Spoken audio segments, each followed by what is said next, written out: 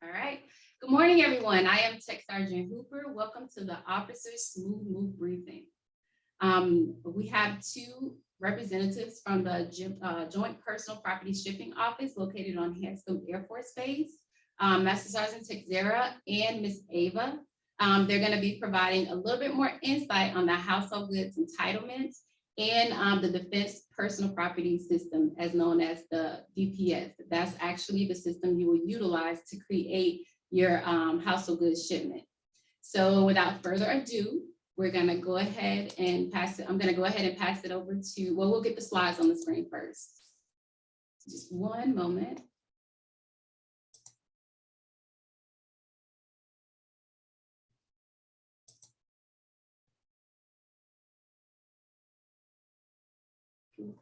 All right, I'm gonna pass it over to Miss Ava. Can everyone see the slides on the screen? Give me a thumbs up. Okay, awesome. I have a thumbs up. Good job. Okay. So Miss Ava, are you ready? Yes, I'm ready. Awesome. All right, let's get started, ma'am. All right. Welcome to our brief. I hope you find this informative. Save your questions for later, and any questions that you need help with, you can ask at the end. Have the next slide.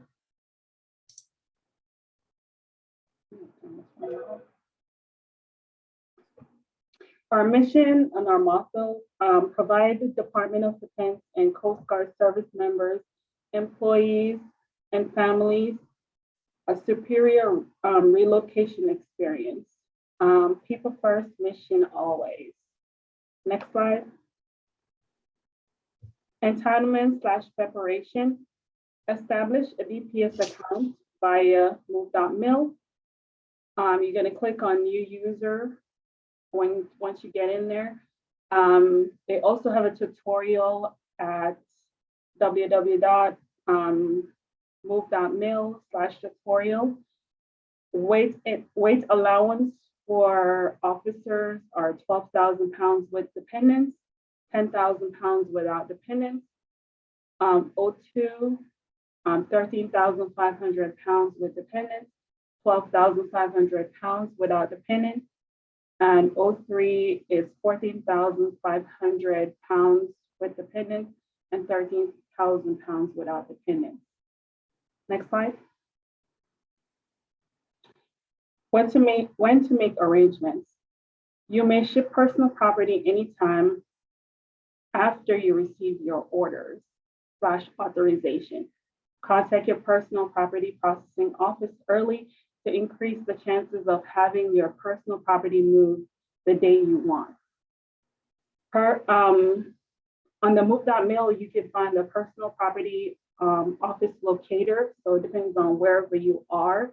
You can just click on it and it will tell you your closest PIPO office that you can go to. Our peak season is June 1st to July 31st. This year is a little bit longer because we're well into August and we still have issues. We still have peak season issues. They have a new spread date where you can,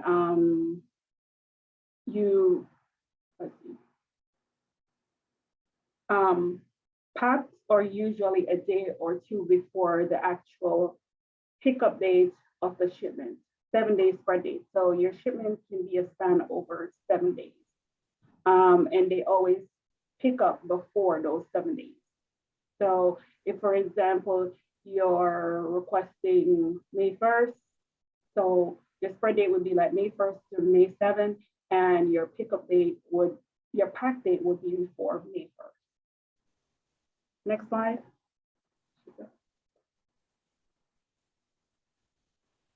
Making arrangements. Pack dates can and do vary. To ensure a smooth move, the Transportation Service Provider, TSP, or its representative coordinates the pack date with you during the pre-move survey process. Delaying the call or visit appointment can create hardship for everyone. Next slide. The required delivery date, which is known as the RDD, is the government transit time. is a guideline and the desired delivery date, the DDD, will be used as the RDD when you book the shipment, unless a change in negotiated between the TSP and the member. So like the RDD, everybody has a required delivery date, and normally it's found, you can find it in moved out mail, and that's when they're required to bring a shipment to your estimated delivery date, basically. Our goal is to establish realistic RDDs and DD dates with customer based on actual events and timeline. You are encouraged to be flexible as possible when establishing pack, pickup, and delivery dates. Next slide. Move preparation. We have COVID precautions where inspectors have to wear masks. Well, no, I think it's lifted now. They don't have to wear a mask anymore, but like proper, like social distancing, we still ask that a little bit. Movers are still required to wear, if they're in your house, they're still required to follow COVID precautions as well. Have a plan, safe destination, have a plan, safe designated location for children and pets. So we ask when the movers are there, we're still under like COVID stuff, or not even COVID, but you want to make sure you have a place where you put your children and you put away your pets, because you don't really want them in the way while the movers are going around in your house. You need to empty the frost and thoroughly wash the inside of your refrigerator if you're moving one, or your deep freezer, and or, well, your freezer. Leave doors open after cleaning. Drain fuel from power equipment. Remove window air conditioners. Dispose of worn out, unneeded items. We always ask you to declutter before the movers come, because you just don't want to have excess weight, especially if you're going to have over your weight entitlements. You want to make sure you declutter, put away the trash. You'll be amazed at what some people have. Once they unpacking, I've seen where people will have empty bottles or even trash, really, that the movers pack everything. You just need to make sure you declutter. Have your property separated by shipment and have them marked. So sometimes some people are going overseas, and that same mover is gonna be moving your unaccompanied baggage and your household goods. So you want to make sure that you have them, like if you have your unaccompanied baggage in this room, you have it labeled like this for my unaccompanied baggage, and you point it out to your movers, because you don't want them to, like pack everything as your household goods, and then when you're waiting for your stuff, you find out that, hey, they didn't separate them. So you need to make sure you label them, separate them, and let them know that this is my unaccompanied baggage, this is my non-temporary storage, and this is my household goods, so that they don't get all mixed up. I've seen where people, NTS, get shipped overseas and their household goods went into storage. So you don't really want that. Have your property, safeguard all your cash, your jewelry, and other expensive items. We always ask, put your jewelry away, put your cash away, because we don't really know, not every mover that comes to your house, they have a background check, or we don't really, sometimes they're day laborers and stuff like that. So we always ask, put your valuable stuff away, put your airline ticket, birth certificate, stuff that you're going to need for your plane ride.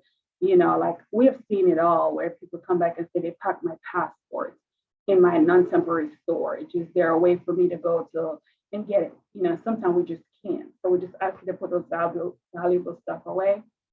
We need you to take pictures or videos of your inventory, because it's a lot of stuff that, moving is stressful. And a lot of times we want to make sure like you have copies of all your inventory sometimes, because if something get missing or lost, not everything is on the inventory sheet. So if you have photographs or video, then you can prove that, like, I have this and this is missing, or this is stolen, I didn't receive this. Okay. All right, next slide. Unauthorized items. These are items that cannot be shipped. Automobiles, trucks, vans, and similar motor vehicles airplanes, mobile homes, campers, trailers, horse trailers, and farming vehicles. You want to read? We're just going to switch gears here. This is starting Sarah. To continue, unauthorized items includes animals, birds, fish, reptiles, articles that otherwise would qualify as household goods, but are required, but are acquired, worn out, broken, or unserviceable on or after the PCS authorization order effective date. Hazardous items, including explosives, ammo, corrosive materials, and propane gas tanks, those are all would be considered unauthorized items and would not be able to be packed and moved as household goods. Next slide. So this is very important, what Ms. Ava was talking about, making sure your inventory is, correct during, as they're packing it. Look at the inventory from time to time. Try not to wait until it's 100% completed for you to review it. Another point here, if the box contains crystal, make sure the inventory says crystal instead of a generic description such as kitchen items or glass. A lot of packers, as their inventory, will just put generic description. You just want to make sure that if it's specific, especially if it's valuable, that it's annotated on that inventory. For firearms, if you are shipping firearms within your house of goods, you'll have to have the make, model, serial number, unique characteristics, and caliber listed on the inventory. And you want to have that identified within your documents. Make sure major items are individually noted and also is noted in the high value inventory worksheet. Good inventory shows that what you shipped and what condition the item is in. So make sure that you take a moment and review your inventory because you just don't want to have the packers put anything down, especially if you disagree with it. Next slide. So right now we're going to switch to personally procured moves. This is essentially where service members move their personal items themselves, and they'll get reimbursed what it would have cost the government to move it. So you do have that entitlement, both going stateside and overseas. Overseas is a little bit different. You probably just want to double check with your counselors. But for stateside move, like I said, you'll get 100% of what it would have cost the government. You do get a 60% advance operating allowance, and that's done through your finance section. You can combine a PPM/Diddy with a household goods, as long as you do not exceed your weight entitlement. You will get reimbursed what that costs. Next slide. Storage. So there's different storage. The first one is storage in transit, what we call SIT. It's a short-term storage, part of your household goods transportation entitlement. And it can occur at origin or at your destination. You normally get your first 90 is given, the second 90 for a total of 180 days must be requested through your local transportation office. The next one, yeah, and I just talked about not exceed the 90 days. The other one is permanent storage. Typically, this is used when members move to and between overseas assignments. We don't really see it a lot for stateside moves unless it's a separatee or a retiree. But non-temp storage, if you have that entitlement, your counselors will definitely go into at length with it. Next slide. These are our appointments and location of our personal property office. We do have on Hanscom that covers Massachusetts and Connecticut area. Miss Joanne Doucette and Marcella Vaught, their numbers are listed.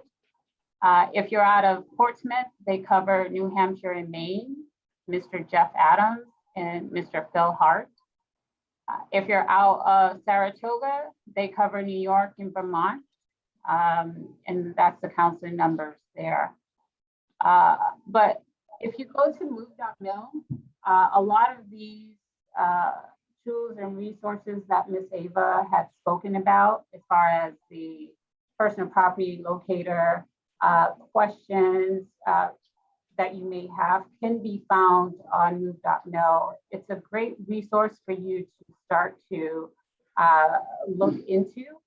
But if you do have questions, any of these individuals will be able to assist. Next slide. These are some useful links. You definitely need to, as a new user, register for a move.mil account. You're going to find that not only for initiating your move, but also on the back end, if you have to file a loss and damage claim, everything is done through DPS. So it's very important that you establish a user ID password. Personal property office locator, depending on where you're at, again, definitely will give you phone numbers and locations of the personal property. And if you need to look into the personal property or just move in household goods, it's your moved armed forces members, part K1. Definitely does give you a lot of your entitlements, and then you can find that information through the K1. Next slide. We're going to talk about DPS. So DPS is one of the biggest problems that everybody has, most people have. So we have a DPS cheat sheet that we've put together.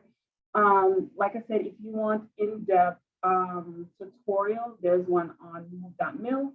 We ask that everybody check it out because it has all the information and all the screenshots, so you can see, you can follow on your computer where you went wrong and what you're supposed to do. So this is just a shorter version. So we have the DPS helpline. If you have an issue with your account, you're locked out of your account, you can't get in, you can call the help desk and they'll help you, walk you through it, unlock it for you. So like Sergeant Sarah was saying, make sure you create an account. You can go to www.move.mil, and we ask that you use Internet Explorer because that's the one that is more compatible with the DPS website.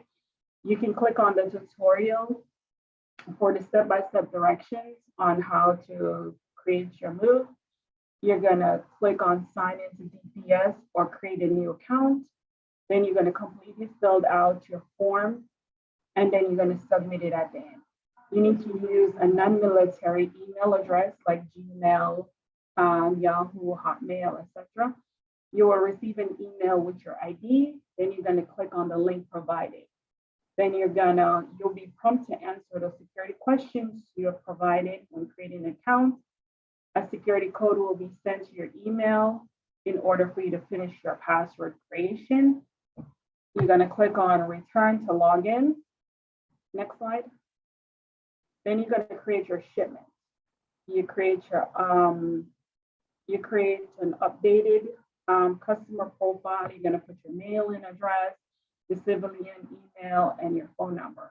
Notice we say civilian emails because a lot of time when military people are moving, they don't have access to their email address for work. So we ask for your personal email. You're gonna click on start a new move, and movement is authorized on current original orders. So once you get your orders, then you move. So it's orders, then move, and it's in that direction. Not move and then come with your orders and say, I moved my stuff, not need pay. It's orders, then move. All right. Do not use amended order numbers. So if you have your orders and you have an amendment, make sure you use your order number, not one from the amendment. As you input the required information for each page, simply check next at the bottom of the page to proceed. How are you moving your personal property for overseas PCS? You can do a HHG, unaccompanied baggage, and non-temporary storage. So if you're going overseas, you can do household goods, unaccompanied baggage, and NTS. All right, next slide. All right, so at the end of this, it will ask you what kind of shipments you want to create.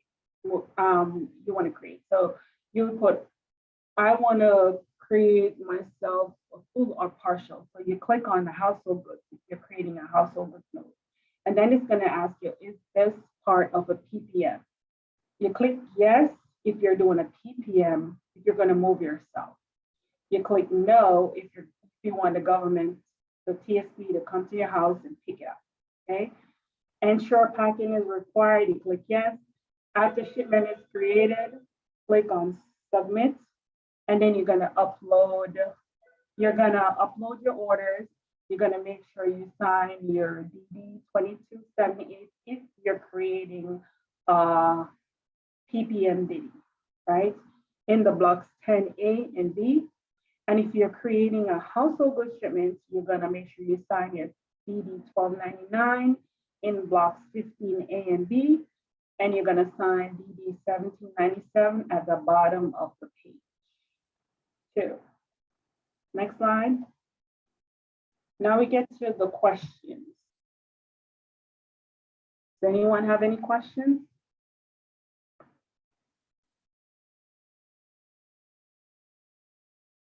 Any questions? No questions? Do you have any questions in the chat? No? That means you did a great job briefing. Okay. Oh, no questions in the chat. Awesome. Well, thank you, Ms. Ava and Master Sergeant Texera. Hold up. Oh, there's a good chat. There's a 2 in the chat. Good question. Yes, the PowerPoint, actually, like I said in the beginning, the video will be uploaded to the YouTube page. So I will be sending that link out so everyone can go back and access it as you need. But yeah, if you guys don't have any questions, we will move on to the next part. Once again, like I was saying, thank you, Ms. Ava and Master Sergeant Texera, for taking time out of your day to do the briefing. We very much appreciate everything that you provided today. Thank you so much. Right, now, before we end, I'm sorry, go ahead.